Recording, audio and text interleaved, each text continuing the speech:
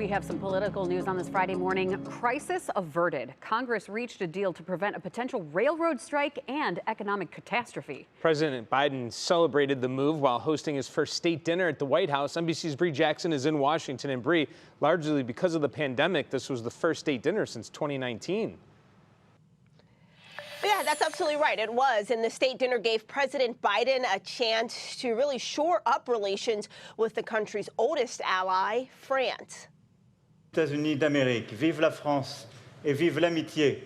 A toast to diplomacy. Cheers. For the Biden administration's first state dinner, filled with pomp and pageantry. At the table, lobster and decorations, along with concerns about global issues like climate change and Russia's war with Ukraine. We stand together against oppression and injustice.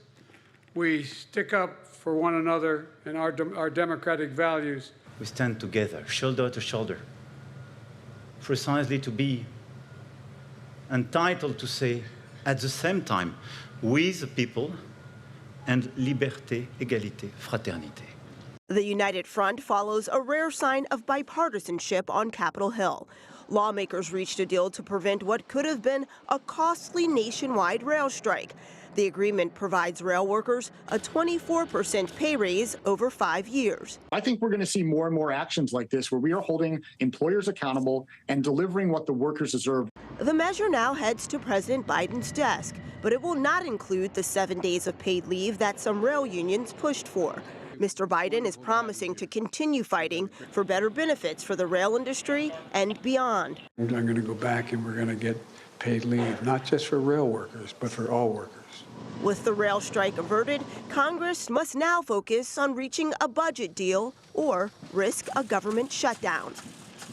And in order to prevent a government shutdown, Congress must reach that budget deal before December 16th. Now, lawmakers still have to work out differences, including additional funding for Ukraine and whether to pass a one-year budget or a shorter-term deal.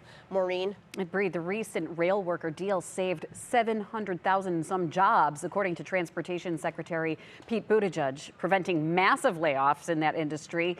And this comes as the monthly jobs report for November comes out later this morning. What are economists expecting to see from that?